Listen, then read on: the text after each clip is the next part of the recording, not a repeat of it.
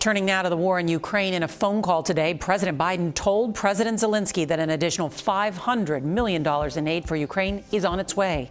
Meanwhile, the sliver of hope coming out of recent peace talks was dashed overnight with a new round of airstrikes on the capital. We get more now from CBS's Holly Williams in Ukraine. The city of Chernihiv has been shattered by a Russian assault.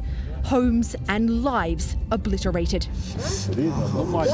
And just hours after Russia said it would radically reduce its military operations in Chernihiv, it bombed this market, according to local officials. Many in Ukraine are sceptical that Russia's serious about negotiating. Today we travelled with this convoy of Ukrainian soldiers, busloads of volunteers heading to reinforce the front line. They attack our home. Andriy Rogalski was a crane operator until he signed up this month. He's had just 2 weeks basic training. Do you trust the Russians No. when in these talks? Come on, it's a joke or we cannot trust Russia. They fight without rules.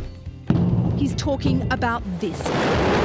Russian attacks on hospitals, apartment buildings and civilians. The US says it's seen clear evidence that Vladimir Putin's forces are committing war crimes. For Ukrainians, it's heartrending. It's pure evil what they did. Pure evil. Exactly, pure evil. Some here say the only reason the Russians are talking at all is a Ukrainian resistance much tougher than many expected, which has stymied Moscow's invasion and inflicted heavy Russian losses. 7,000 to 15,000 Russian troops have been killed in just over a month, according to a NATO official. In comparison, in 20 years of war in Afghanistan, the US lost fewer than 2,500. Second Lieutenant Tatiana Chornovol is a former politician and mother of 2, who's now serving on the front line, tasked with taking out Russian tanks.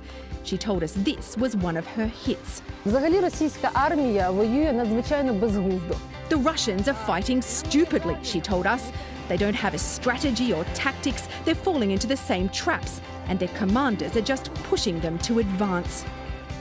An American official told CBS News the US believes Vladimir Putin is being misinformed by his own advisors about how badly the Russian military is performing because they're too afraid to tell him the truth.